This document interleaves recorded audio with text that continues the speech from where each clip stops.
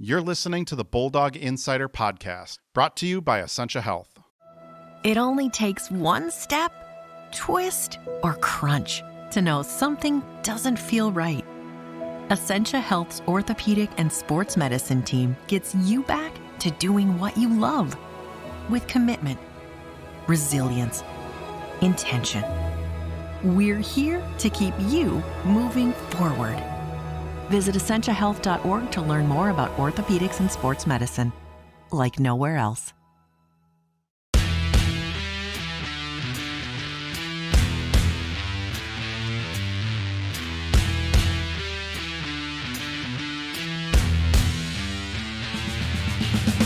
Hello and welcome to the Bulldog Insider Podcast, brought to you by Essentia Health. I'm your host, Matt Wellens, the Bulldogs hockey beat reporter at the Duluth News-Tribune. And I'm Zach Schneider, the television voice of UMD Hockey on My Nine Sports. Our apologies this week. We're recording the podcast on Zoom, and I'm the reason for that. Anyone that's been following along noticed I've missed a couple Bulldog games, illness in my house, illness eventually finally caught up with me. I don't want to get Zach, and I don't want to get our guest this week sick at all, and I'm supposed to be taking it easy anyways right now and resting. But podcasting is resting to me, we're going to call it. So anyways, joining us this week on the podcast is a junior defenseman for the UMD Bulldogs. He made his return to the ice over the weekend in an exhibition at St. Thomas. He's also partnered with Sauce Hockey on a pretty sweet clothing line to raise money for the Leukemia and Lymphoma Society. Welcome back to the podcast, Will Francis. Will, welcome. Yeah, thanks for having me. I'm glad to be here. And we've had you on the podcast in person before, right? Yes, yeah, I was in the studio one other time. The old, creepy, awful studio that no longer exists. Will, you got to make your 2023-24 season debut on Saturday at St. Thomas. You took the first semester off to undergo cancer treatment again down in the Twin Cities. Will was originally diagnosed with acute lymphoblastic leukemia. Did I say that right? Yep. I should after all these years here now. That was back in March 2020 when he was 19 and rehabbing a knee injury that he suffered playing in juniors in the USHL. It looked like you had taken your last dose of chemotherapy in July 2022, but as you announced to everyone in August, a routine checkup revealed your cancer had returned. We'll talk about your second fight against cancer in a bit, but first I want to talk about that game Saturday at St. Thomas. We were talking a little bit before we recorded. It ended a little prematurely for you, but what was it like being back on the ice in the lineup, hearing your name announced in the starting lineup and taking some shifts again after everything you've been through the last 5 months? Yeah, it was exhilarating for sure. Just hopping back on the ice. I think for me, just being with the guys, it was something that I was missing, obviously, and it felt natural and I felt comfortable out there. And it was just a lot of fun. I think that's the biggest part I wanted to take away from it, is just to go out there and have some fun with my teammates. Because, like I know, you never really know when the last time it could be that you're lacing them up with the guys. So minus the result, I think it was a pretty good turnout. Obviously, the standing ovation was pretty cool. And I was fortunate enough to have some family and close friends that were able to get tickets to the game too. So it meant a lot to me. You expecting that standing ovation? A little embarrassing at all or anything like that? How did that feel? Yeah, I wasn't expecting it at all, to be honest with you. I think that, I knew it was going to be pretty loud when my name got called in the starting lineup. I kind of could tell that, but it probably went on for 20, 30 seconds or so. And, looking back on it, I probably should have waved to the crowd or something like that and recognized them. But no, it's all good stuff. And definitely was pretty cool, pretty special. I won't forget that. Not just the support from the crowd and the people that were in the rink that night, Will, but just the support from your teammates. Every guy that we've heard from over the past couple of weeks says, this is not just an exhibition game because we get Franny back and he gets to be around us. We get to see him play hockey again. What's that support again meant to you as you worked your way back now for a second time? Yeah, it's been huge. I mean, like you said, I was in the cities pretty much skating alone for the most part between August, September, and most of October. And then November and December, I was fortunate enough to hop on the ice with my high school Centennial when they got back and going. And then I was skating a little bit with Zach Parise, who isn't signed anywhere yet, but he's, making a return back to the NHL for the second half of the year. So I was able to, get some high quality reps, but just being back with the guys, like it means so much to hear what everybody said, right? That kind of just gives me chills thinking about it, how much I mean to them, even though I haven't been around as much as I would have liked to in the first half. But it's just, it's a brotherhood that you can't recreate, being out there every day, you're all battling together and against each other, but at the same time, we're all working towards a common goal together that we want to achieve. So it's something that you can't really recreate, just the brotherhood with the guys on the ice. So, yeah. Did you say you were skating throughout the fall by yourself as you were going through treatments? Did you take any time off away from the ice? Yeah, so I think they got me for about 10 days. I had about 10 days off. I was staying inpatient down at the U, and I was just, kind of going crazy. I was stuck inside most of the days, and I was able to get out and, go for walks, and they had a sport court there. And one of my buddies ended up bringing my stick down and then brought a net. And before he left to go to the Manitoba Junior League, we were shooting pucks in the sport court. But then, through a couple connections of actually a classmate of my dad's, we were able to get ice down at Ritter during the duration that I was staying inpatient at the University of Minnesota Masonic Children's Hospital. So my dad would pick me up from the hospital about 6:30. I would just tell him that I was going down for breakfast, and I'd show back up around 8:30 or 9, and I would usually receive treatment around 10. So that was kind of our routine for I'd want to say about 20 days. We were doing that pretty much every day besides the weekends. So it was, it was pretty slow at the start, but I got, I'd like to say that I got better because a lot of my dad's passes were kind of all over the place. He was more of a football player on skates when he played. So it was, but it was a lot of fun. And it was something that I think helped me, as much as it could on the ice, but also mentally for myself, right? Not being stuck in a hospital room all day, able to get out and do something I love really helped me, just in my own personal headspace. You mentioned you were skating with Zach Parise. How'd you get connected with him? Yeah, that one was pretty unique too. I worked out at this gym in the summer called Empowers Performance. I was there all summer, and then he was working out there as well. And this fall, around I want to say mid-October or so, that's when I kind of was back going into the gym and like training pretty hard, obviously getting ready for the year. And we were both there, and he asked me what I was doing for skating, and I was still kind of on my own, and he was also on his own. So then he just asked me to come out with him, and it's a no-brainer when you get an NHLer to come or to ask you to come skate with him. So he let me come skate with him, and I really, those first few skates back, that's when you really get your wind back, and you can feel it. So he pushed me pretty hard, and by the end of it, I was pushing him pretty hard too. So I think it benefited both of us. And the passes were a lot better from him than your dad.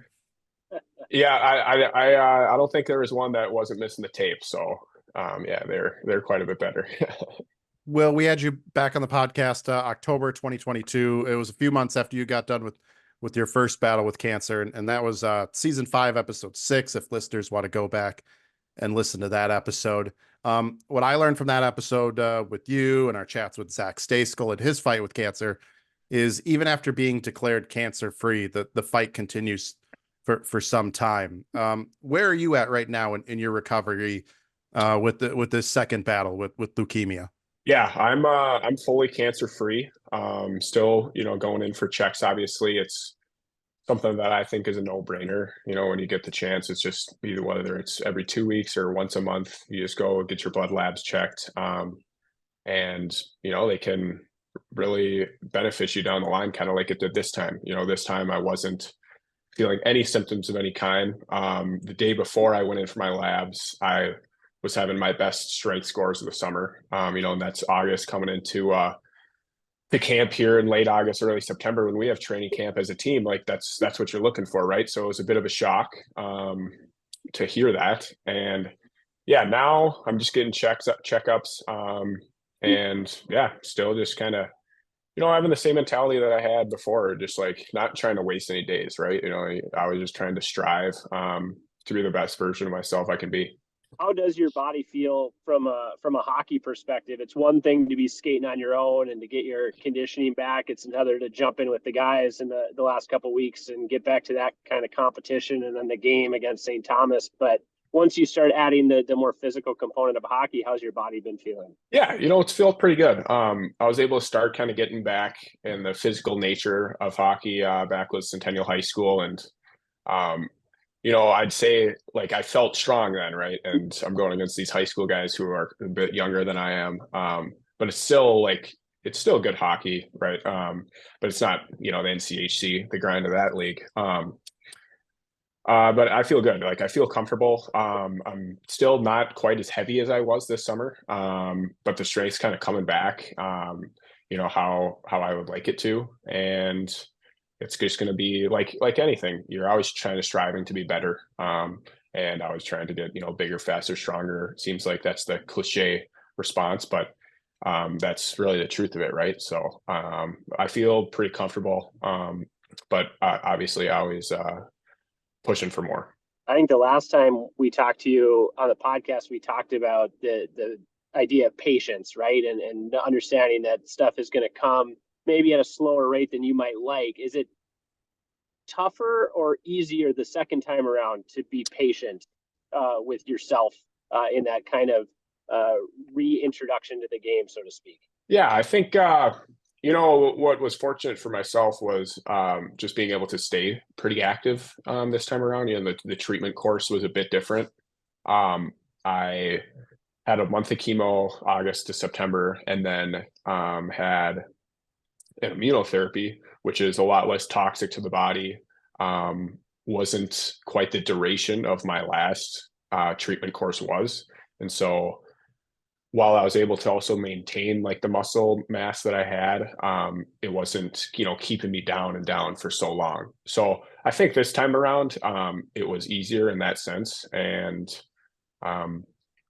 just allowed me to, maintain, that motor that I've built up over the years. Those checkups, what were before the relapse was caught? How often were you going in for checkups, and how does that kind of compare to the plan moving forward? Is this something you're going to have to monitor now for the rest of your life?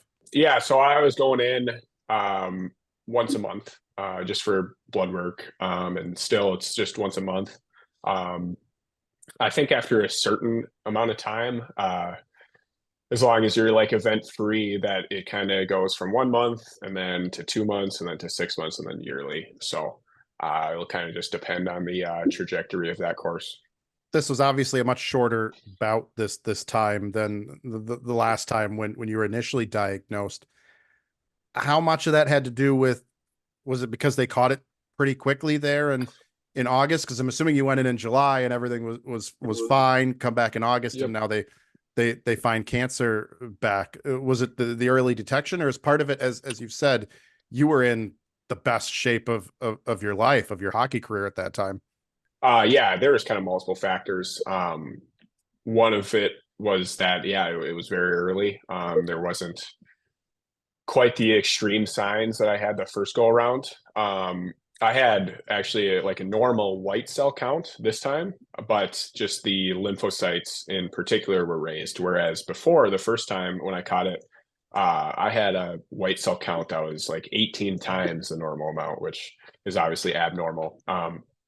And then, a couple of the other factors were falling into. One is like you have to be in, good enough shape to receive the treatment that they want to give you. So then I checked off that box too. And then it was also a therapy that is only available for relapse patients.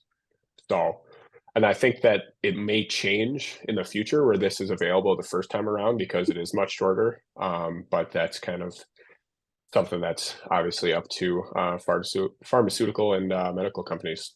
There were obviously bigger implications than your hockey career or what you had planned here at UMD for this season and beyond, Will, when you got the re-diagnosis that you had cancer that had come back. But you had spent so much time plowing forward through the first round of chemotherapy, getting yourself back into that best shape of your life. You were, from the outside looking in, it seemed like you were going to be a pretty big part of the plans on UMD's blue line this year. So take me back to the day they told you it was back, and you knew you were going to have to miss at least some more time out of your UMD career. What did you have any, why is this happening? This isn't fair. Did you give yourself 24 hours, or was it just like, this is what we got to do, and we'll be back as fast as we can? Yeah. Going back to that day, it was a Friday that I got the tests, or that got the labs done. And then we wouldn't have the test back till Monday. And so, I went about my normal weekend, kind of like I ever would. I know on Saturday, it was a really nice day down in the cities. And my parents live on a lake. And so I was on the lake, with some family and friends, or just some friends that day. And then on Sunday, I played in a golf tournament at 9 a.m., got done with that, and went and ran over to a roller hockey tournament at 3, played in that, and had no symptoms of fatigue, kind of like this was any other day. Then Monday came, and I went and worked out. I pretty much had the same workout as Ryan McDonough, who was doing every rep in front of me. And I wasn't, we were using the same weight, and it wasn't like I was fatigued or anything like that. Like normally in a workout, you're working hard, so you get tired from that. But the rest breaks, we were just kind of going. And then I get done with workout, and I get a call from the doctor that they said that your cancer's returned. And I think for me, on the outward look towards the season, just really disappointing, right? Really disappointing that, that was back just because of how I was feeling. And I know right away, yeah, a few of the questions are well, what can we do? And, there's options that, and it depends what route we go down, but that I could be done playing hockey as a whole, which, when you start talking about between hockey and life, you're going to choose life. That's just what you choose. Hockey, at the end of the day, as much as I love the sport, it ends for everybody at some point. But, then I think after just talking to family and close friends, we just, decided that, yeah, you're going to put your head down, and whatever route this takes, you're just going to take it head on. And that's what the Lord has planned for you. As disappointing as it is that, I'm going to miss the first half of the year, for sure. It was disappointing, but, you just get it back to the grindstone, and are able to defeat it once and for all. What was it like breaking that news to your teammates and coaches and the staff at UMD? Yeah, it was tough. It's obviously, not something that I would ever want to do again type deal. I think the first guy I called was one of my roommates. The first guy I called was Dom James, and I was like, "Hey man, I just got bad news for you." And he was supposed to come to Minnesota and stay with me 2 weeks before we went back up. And yeah, we were both just, crying on the phone. It was pretty emotional. And then I kind of let everybody else know, the coaches, same thing. And I remember right away, I'm sorry. And they're like, you have nothing to be sorry for. It's out of your control. You're doing all the right things. And it's just something unlucky that happened. So it was tough breaking it to everybody. That's the Minnesota in you, apologizing for having leukemia going into this season. How much has it meant, Scott Sandelin's support? This goes back to when you were still a recruit, and you got leukemia. And I went and listened back to the last podcast a bit, and you had mentioned, Adam Krause had reached out and said you were going to be a Bulldog. The support of Scott Sandlin and the staff, how much has that meant throughout this entire process, that they're willing to, hey, we'll wait till you're ready the first time. We'll wait till you're ready again here, that they've never abandoned you in this fight and given you the chance to get back. Yeah, it's huge, right? It gives you hope at the end of the day, that they've allowed me to maintain a spot both on the team and go to school still. And yeah, it's been huge. Even when I was staying down, when I was inpatient in Minneapolis, Chopper was scouting elite league and came and picked me up, and we got lunch one day. It's kind of all those things just add up. And they're also in my corner, making sure that when I had the chance that I was working hard and being able to get back to the ice. So it was huge just to, have everybody from Sandy, Chupper, Krause to Sue's and our athletic training staff too. They played in a big role in this too. So it was, definitely helped a ton. I think I remember something you said at our last podcast, which was that you hoped it got to a point where people talked about Will Francis without bringing up leukemia and just talked about you as a hockey player or as a person and talked about what you were accomplishing away from being back to the ice after what you had gone through. Now that you're gone through it a second time, you've come back to the ice, you played in that exhibition game, hopefully a regular season game is not far off here, but is it the same thought for you that you don't want this to be defining to you, or is it to the point now where it's okay to be as inspirational as you are? Because I think that your story is forever tied to now these couple things and getting the comeback story, if you will. But is that still a goal of yours to kind of put this in the rearview mirror and make people forget that leukemia was ever a part of your life? Yeah, I mean, I think to a degree it's always going to be there. Especially after going through it a second time, I don't think it's going to be something that really maybe leaves the discussion, right? And being an inspiration, it's cool. I think it holds a lot of value, it carries a lot of weight to inspire others, especially with what I've gone through. I think people can look at my story and be like, oh, like poor Will, that's too bad. And I don't think myself or any of my close friends that I have at home or in Duluth have kind of ever thought that, right? Obviously they're sympathetic at certain times, but it's kind of always also been that mindset of like let's get back to work. When are you getting back type deal. So yeah, I think it's always going to be there. I'm not a huge one for the spotlight. Kind of have carry my business, try to do it quietly sometimes. But yeah, I think it's something that's going to be there and can obviously inspire others. We're going to take a short break. When we come back, we'll have more with Will Francis. You're listening to the Bulldog Insider Podcast, brought to you by Essentia Health.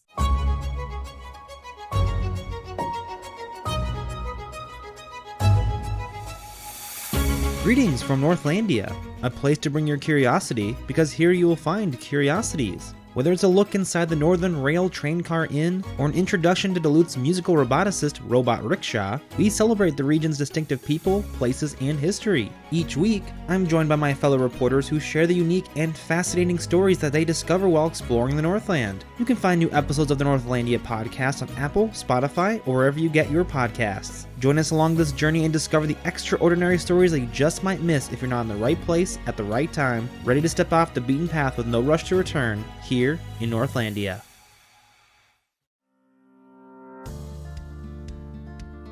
Hi, I'm Maria Lockwood, a reporter with the Superior Telegram. Explore Superior and Douglas County history with me on Archive Dive, a monthly podcast available at superiortelegram.com or wherever you listen to podcasts. Welcome back to the Bulldog Insider Podcast, brought to you by Essentia Health Orthopedics and Sports Medicine. They're proud to be the team physicians for the UND Bulldogs and provide sports medicine care to more than 25,000 student athletes in the community to ensure they can compete at the highest level while protecting their long-term health and athletic futures. Thanks to Essentia Health for their support of the Bulldog Insider Podcast. I'm Matt Wellens, along with my co-host Zach Schneider and our guest this week, Will Francis. Will, you're back. You got to practice last week with the team ahead of the exhibition against St. Thomas. You get on the ice. We should clarify, you and I were talking beforehand. What was it that took you out of that game after the first period there? Take us through that. Yeah, obviously it's pretty exhilarating to start the game, first game back. And but yeah, they won the face-off. Kind of it was a loose puck. They got it back. They go D to D. I come skate up to go surf and angle a guy off to the wall, and just kind of rips one right in between where I have no padding in my shin pad, kind of right on the felt, right on the outside of the I want to say it's the tibia bone. Anyway, stung pretty good. It was a good stinger. I hopped back up right after I got hit, took a couple hard strides, went over to the bench, and it was like, oh yeah, I just got a stinger. And then, played the rest of the period. I had 4 or 5 more shifts in the period. And it was just hurting every time I was out there. So, we got off after the first, and I took my shin pad off just because I had a lot of pressure, and I pulled my shin pad off, and it looks like I got a softball for a knee. So after that, it was kind of a no-brainer. It's just exhibition. Let's not try to push anything here. This is the NCHC playoffs or the frozen face-off. It's something where, you grab a couple Advil and you're going right back out there and playing through that. But for the exhibition, we decided to shut it down and, not risk anything more happening. So when you say we decided to shut it down, the training staff at UMD decided to shut it down. Yep. Yeah, basically. Yeah. You couldn't pull the excuse, I haven't played in a game, guys, since last season. Let me go out there for at least a little more. Yeah, they didn't want it to push it any more than it was for the exhibition. So yeah, that ended up being the case. But yeah, it felt great while I was out there. Definitely had the legs to play 2 more periods, definitely. And if there ended up being extra innings, I would have been up for that too. So feeling good. What does the rest of this semester look like for you? What do you expect of yourself, both athletically and academically? I feel like getting back into the academic groove, maybe it's just me. You're probably a good student. Getting back into the academic groove would be just as challenging as getting back into the athletic groove, that routine. Maybe you're looking really forward to getting back into that college sports routine. Yeah, it was actually one of the things I'm looking most forward to be honest. So it felt a little unordinary to be out of routine for the past few months. Once I kind of got to October and kind of treatment lessened up, I think things kind of got structured more where, I was able to structure my days pretty much the same. I'm a pretty routine oriented guy. And so, yeah, now I'm excited. We're going to be at the rink in the morning and then class in the afternoons. And I'll definitely be excited to get back to class and sharpen up the old hamster wheel that I got up there. So it'll be good to, obviously be down at the rink with the guys and get back up to campus. Did you take a break from classes in the fall when you were going through treatment as well as the practices? Yes. Yeah. I wasn't a student this fall. What are you studying at UMD right now? I'm a communications major with a minor in business administration. Okay. So a lot of the guys on this podcast, we talk to them about their development. And you're an Anaheim Ducks prospect, and you were at the Ducks camp the month before in July before the cancer came back, right? Yep. Going back to how was that camp for you the second time around? Yeah, I think it's probably my best camp I've had out there yet. It was, a lot of fun. Obviously, being from Minnesota, it doesn't get much better than going to Southern California for a week. And yeah, I felt great on and off the ice. It was really good for me to be out there. There I go. I just did a long-winded question. I said I wasn't going to do them here, but how do you approach your development now, having gone through this battle with cancer twice? Is that still a big focus for you? I need to do this, and this to eventually get in the NHL someday, or is there a different mentality for you as you get back to hockey and hopefully, more of a normal life? Yeah, I think it's still pretty similar for me, where I was at before and after this. I know what my strengths are. And so you keep on working on those and, honing those into being things, that you can bring every single night, right? Bring them consistently. And then I know where my weaknesses are and stuff that I have to work on consistently too. And areas of my game that maybe you don't see as much, but now and then there's kind of a little flicker of it. So yeah, for me, it's kind of still the same things. I'm a 6'5" defenseman. I'd like to say I'm pretty fearless sometimes out there on the ice. So for me, the things that I work on the most is just my footwork and my skating being this big. If I can really hone that in and get good control of that stuff, it will be pretty hard to get around and be a good defender. And so a lot of that stuff for me is kind of what I work on. Cancer sucks, Will, but you've taken the platform you've been given as a college athlete, NHL prospect, to do some pretty good things here for cancer research. You and I talked last month. We did that story. You partnering with Sauce Hockey over the past couple seasons on the clothing line, which has raised over $7,000 for the Leukemia and Lymphoma Society via sales through Sauce Hockey. And then there's an event this season where Affinity Plus Federal Credit Union matched the sales of the Willpower and built Bulldog Tough apparel. What has it meant to you to been able to give back in that way, and partner with Sauce Hockey to do all this. Yeah, I can't thank the people over at Sauce enough for what they've been able to do to help support me, and then ultimately help support anybody going through a fight like this. I've had a number of, whether it's younger kids or parents, even just reach out to me over Instagram and say like, hey, my son has this and you're such an inspiration to him, like I'm glad you're doing well and stuff like that. And I'm able to kind of communicate with them and we can compare, and I can help them with things that they might have questions about too, right? Being a hockey player myself. And so, yeah, I think it's been, great.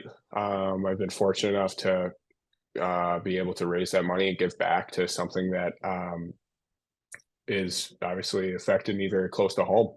So I'm proud of that, and hopefully we can, keep the fundraiser going, every year and getting more and more donations. Has that part expanded your comfort zone at all over the past several years? I mean, every cause like this, it feels like it is looking for a face, right? Somebody that can tell their story, somebody like you who kids that want to be hockey players when they grow up can look up to and see the example that you're setting. But you said earlier that you're not a guy who naturally seeks out the spotlight. And obviously this is something that you didn't seek out, but have you become more comfortable since the start? I mean, obviously on platforms like this, you've done a great job sharing your story, but is it still something that you're slightly uncomfortable with, or is that part become more natural for you? Yeah, thanks for that. And I think, something that's become more comfortable, right? You see these younger kids, whether it's, 8, 10, 12 years old, that obviously don't deserve to go through something like this. They didn't do anything wrong to put themselves in a situation, to go through something like that as well. Like you see people who are, whether it's lung cancer and smoking, like there's direct correlations to, numerous amount of cancers, but this one, there just isn't any correlation to no matter what you do. So yeah, just to be an inspiration for them, this 10-year-old kid who might be nervous about getting back to hockey, and sees what I've been through, and maybe it gives him some inspiration just to get back to his local squirt or peewee team. Something like that I think could be super helpful for younger kids. Fans can find that gear at saucehockey.com. And Will, you guys were able to expand the clothing line this year. It's been pretty popular from what I've seen around Amsoil Arena. What has it meant to you to see people wearing this gear around the hockey community? Yeah, it's pretty cool. I think the first few times I saw it, whether I was with buddies just walking around, they're like, hey, they have Franny's shirt on or Franny's hat. And I was like, ah, ha, ha. And then, now when I see people on it or see people wearing it, I go up and thank them and just, ask them what their name is, have a quick conversation with them. And I think just stuff like that can be super meaningful, right? They were able to support me through a tough time. So the least I can do is take a little bit of time out of my day to introduce myself and thank them for wearing something that's helped me. Do you have a favorite piece from the apparel line? Yeah, that camo black sweatshirt is that's probably my favorite. It's thicker than those gray ones, and when I was out deer hunting this fall, it definitely kept me warm. So I like that one.